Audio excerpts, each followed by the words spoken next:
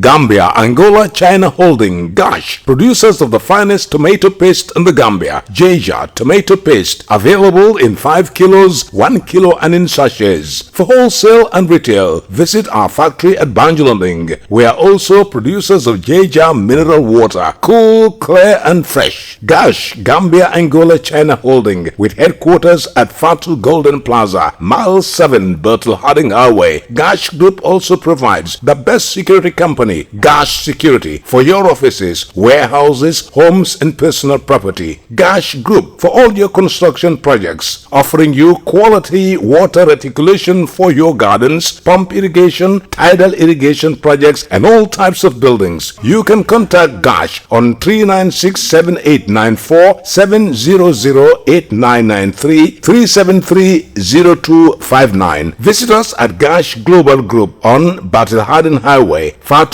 Golden Plaza. Our website www.gashglobal.com. Gambia, Angola, China Holding, Gash.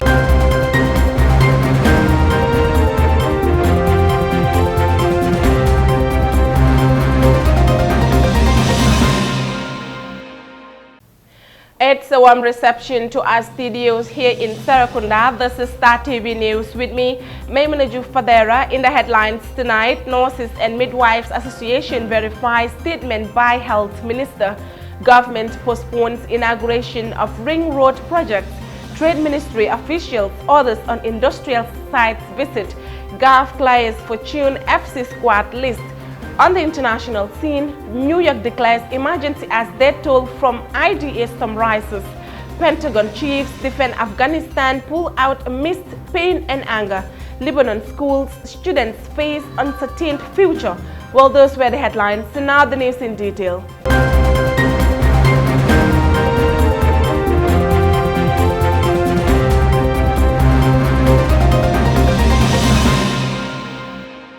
On Monday, the Ministry of Health held a press briefing on the proposed sit-down strike to be hosted by the Gambian Nurses and Midwives Association, while Khadija Tudanso tells us more. Following the press statement of the Minister of Health, Dr. Ahmadulamin Samate said the payment of the approved allowance by the Minister of Health has already started and in progress. He went on to say the central bank has been posting the payments to individual staff bank account. Mr. Samate noted that some nurses have already confirmed receiving their payments and other names sent in August from different hospitals and are being processed for immediate payment. The Ministry of Health therefore sees no reason for the nurses to go on a strike. Despite the remark by the Ministry of Health, yesterday the Association of Nurses and Midwives held a press conference at the Arch 22 to articulate its stand in the current strike and clarified some of the statements made by the Health Minister. The Secretary General of the National Association of Gambian Nurses and Midwives, Usman Toure, debunked on the statement made by the Ministry of Health on nurses' allowances. A nurse in Senegal can pay a nurse in the Gambia 3 times or more. A nurse in Ghana can pay a nurse in the Gambia 3 times or more. A nurse in Zambia and Malawi can pay a nurse in the Gambia 3 times or more. I am not just giving you baseless facts. I have been to some of these countries and I have friends in some of these countries through some international linkages that I have with them, and I inquire and find out. Just recently, my recent inquiry was in Malawi. In Malawian currency, they have 400,000 is equivalent to more than close to $30,000 in the Gambia, which can pay more than 3 nurses. You understand? The Secretary General said that problems cannot be solved if they are not identified as problems. Therefore, he holds the Ministry of Health accountable for not meeting their demands. The angry health workers are demanding salary increment to improve the welfare of every nurse and midwives to help sustain themselves and their families. Reporting for Star TV News, I am Khadija Tudanso. The government of the Gambia has defied plans to inaugurate the Basakoina roads and bridges. The completion of this project has been long anticipated by the people of these regions. The Director of Press at the Office of the President revealed to Star TV the factors that prompted the postponement of the inauguration of this landmark projects. Mod El-Baji has more in this report. The Basse Road and bridges were laid by the head of state, His Excellency President Adama Barrow, in 2018 as part of his government government's effort in boosting living conditions of the people of the Upper River region and its satellite communities. The projects were completed as planned by the government and its partners. 4th September was scheduled for the inauguration of these magnificent projects, as natives of the area had foreseen the inauguration of these projects. The Director of Press at the Office of the President, Amibojang Sissoho, stressed the need for the postponement of this inaugural ceremony of the Ring Road projects. The postponement of the inauguration of the Ring Road is because the government is in consultation with the Chinese. The Chinese, they're also very proud of what has been done in the Gambia, and they want to be part of that. So they want their people to come to be part of that celebration. So that is the reason for the postponement. So, but I'm sure very soon that will also come on. And we are going to do the inauguration in a different style and also at a different time. Basically, that's it about the postponement. It's basically to make sure that our partners in development who have been with us to also come and celebrate the achievements.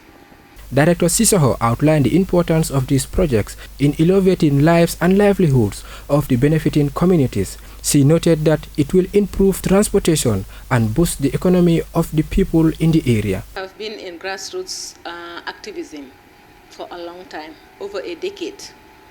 Plus my grassroots in terms of engaging with the media, I've been going up country.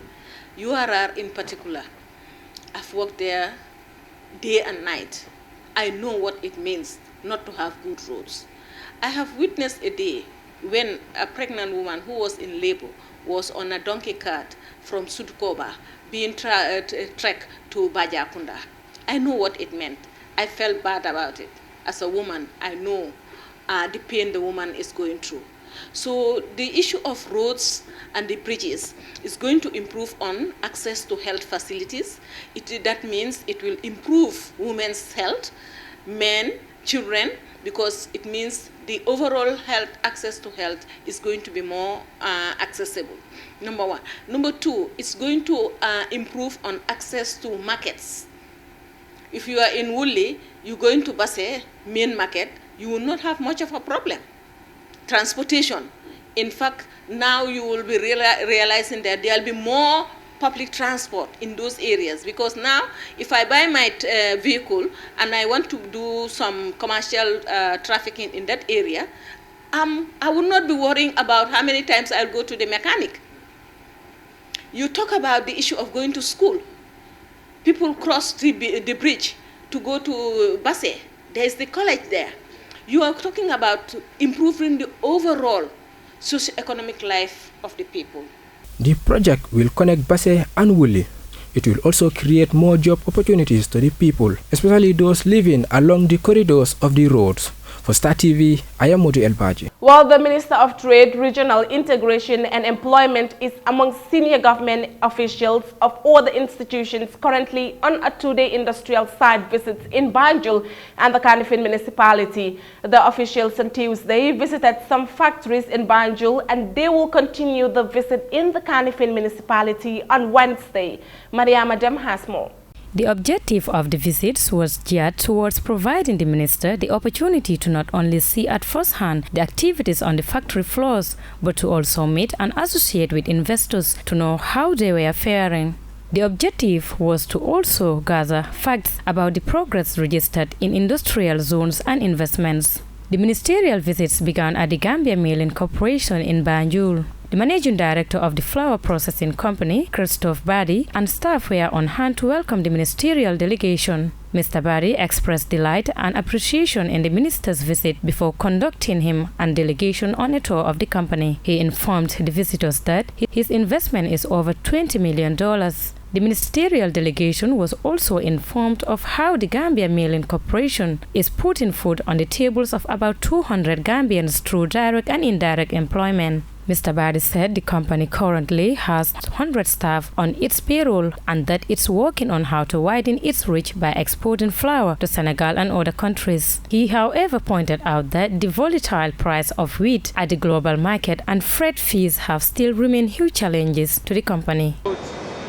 The price of the wheat on the world market It's about the price of the high price, increasing price week after week on the sea transport. From the Gambia Milling Corporation, the ministerial delegation headed to another flour processing factory, Nasim Trading. Mr. Ahmed Mali, the CEO of Nasim Trading, thanked the minister for visiting the factory, describing it as a great move. He used the opportunity to inform the minister about how power shortage has been slowing down the wheels of the factory as well as bringing other machines to a halt. For the electricity, I have a problem for the electricity because I think the network is, you need to have increased the capacity for the network. The delegation proceeded to Hansen Seafood Company, which employs 90 Gambians with an investment portfolio of $5 million. The company processes fish for local consumption as well as for export to the EU countries. Day one of the industrial zone tour climaxed at the Salam Cement with an investment of $30 million and providing direct jobs for 160 Gambians. The CEO of the company, Mr. Mohamed Silla, told the visitors that their trip was the first of its kind since the establishment of the company. He expressed his company's desire and determination to find solutions to the country's cement problems, as well as to create more jobs for Gambians. He also spoke about how electricity has been affecting the company's operations. This is the first time in our company history to see the minister to come and make a visit with a high power delegation like this. We really appreciate it. Meanwhile, Industry Minister C.D. Keita said his ministry deemed it necessary to embark on the industrial side visits to gather relevant facts and to see how solutions could be found to problems, as according to him, industrialization is the way forward. So this visit is very timely, and as you know, as a minister, you cannot just sit in the office and receive reports. You have to walk the talk. How do you walk the talk? By being on the ground and seeing for yourself. Minister Keita was impressed with the level of investments and jobs created by the companies he visited, but raised some concerns about worker safety at some factories, which were immediately addressed. In response to the electricity supply concerns raised by some of the companies visited, the Trade and Industry Minister promised to involve the relevant players in the energy sector with a view to easing the problem. Observe a few issues like worker safety issues, which we address on the spot. And we also came across power, across the board. We visited two sites where power has been an issue, and we will raise that with the relevant ministry. And I spoke to the director of NAWEC while on site, and he has assured me he will look into those. The minister emphasized that his ministry will continue to work with the companies in accordance with the GAIPA Act to provide them with necessary operational support. Maria Madem, reporting for Star TV News. The Confederation of African Football has cleared the squad list provided by Fortune FC for the upcoming 2021-2022 CAF Champions League preliminary rounds. Zaglin qualifies in this report. Fortune FC is to take on Algeria's Estaf FC after winning the GFF First Division League title, making it their first victory of the highest football title in the Gambia. The Secretary General and Head of Administration of Gambian Football Crown Champions, Amadou Elef Jaite, revealed that CAF gave its clearance yesterday. He noted that before the clearance was given, it was a big burden to him, but he is grateful that the submission was confirmed. As we are preparing for the game, barely 9 more days to go. The technical team with the coach are preparing the team very well. All administrative matters are done. CAF have confirmed the players list, which was my headache yesterday, and I said a very good alhamdulillah to that. I'm ready. As Fortune is set to take on Estaf on the 11th of September 2021 at the Independence Stadium in Bakau, Mr. Jaite said his team is technically and physically ready to represent not just the team, but the Gambia at large. The team is preparing to represent the country, not only Fortune, as the Gambia flag will be raised on the 11th against Algeria Satif. So it's not only Fortune who is going to play, but the Gambia. We are going to represent the country. So I'm asking and urging all Gambians to come out with their numbers, to come and support the boys for that big day. Because as we all hoping to qualify for the first time in the history of Gambian football, which has never happened, we are preparing for it, and we need your prayers, we need your support for them to be qualified, inshallah. And we need this game so badly. As a Secretary General, we know. Mr. JT added that the whole team is optimistic that it will make a pass to qualify in the preliminary rounds, as the team is set to take on the Algerians as staff. Jacqueline Coley for Star TV News. Well, those were the local stories. We'll be back with international news. After the short break, please do stay with us. We'll be right back. Gambia, Angola, China Holding, Gosh, producers of the finest tomato paste in the Gambia. Jaja tomato paste, available in 5 kilos, 1 kilo and in sachets. For wholesale and retail, visit our factory at Banjulanding. We are also producers of Jaja mineral water, cool, clear and fresh. Gosh, Gambia, Angola, China Holding, with headquarters at Fatu Golden Plaza, Mile 7, Bertel Harding Highway. Gosh Group also provides the best security company, Gosh Security, for your offices, warehouses, homes and personal property. Gosh Group for all your construction projects, offering you quality water reticulation for your gardens, pump irrigation, tidal irrigation projects and all types of buildings. You can contact Gosh on 396-7894, 700-8993, 373-0259. Visit us at Gosh Global Group on Battle Harden Highway, Fatu Golden Plaza. Our website www.goshglobal.com. Gambia, Angola, China Holding, Gosh. Welcome back. After that short commercial break, still the news. We now look at the news beyond our borders. New York City is in a state of emergency after Mayor Bill de Blasio said record-breaking rain across the city was causing streets to flow and creating dangerous road conditions. Al Jazeera's Zainab Barazvi has more. Hurricane Ida has been tearing across the United States, making its way from the Gulf of Mexico to the East Coast. Downgraded to a storm, it continued to plow through parts of Pennsylvania, New York, and New Jersey, leaving behind chaos and destruction. It was pretty quick. Wind, maybe 5 minutes, and then just everything was decimated. So I turned off the radio and just heard everything there, like the roof, everything collapsing, so we all jumped under the steps. On Wednesday night, New York City Mayor Bill de Blasio ordered the city into a state of emergency. Extreme weather causing record rainfall and dangerous floods. Oh my God. Oh my God. In Pennsylvania, thousands of people had to leave a town where rain caused dam waters to reach dangerous levels. Some residents of Maryland and Virginia were also forced to abandon their homes, schools and businesses closing until further notice. The extreme weather event has also extended from the Appalachian Mountains into Massachusetts. And tornadoes in parts of New Jersey saw flights grounded. Newark's Liberty International Airport was also closed. Even trains into the terminal were suspended. The impact from Ida has been so extreme, the U.S. National Weather Service issued a flash flood warning in New York City for the first time. Zain Basravi, Al Jazeera. Questions are born about what went wrong with the planned departure of United States forces from Afghanistan.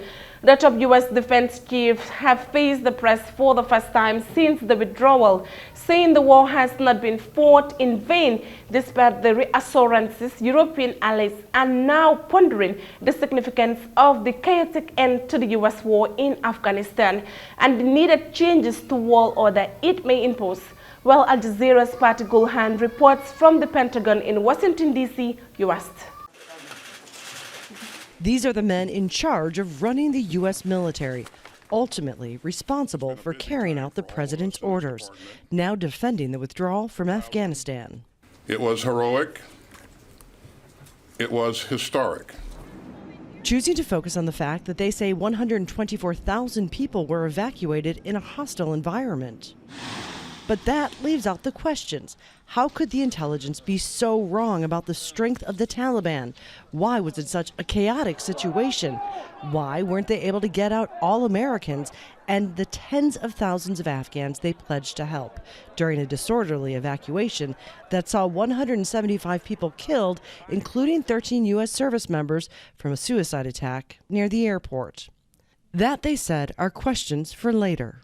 And I'd also say that no operation is ever perfect. I will tell you that we will do what we always do, and that is to look at ourselves and do after-action reviews, and we want to make sure that we learn every lesson that can be learned from this experience. They may be questioning themselves in private, but allies are doing it publicly.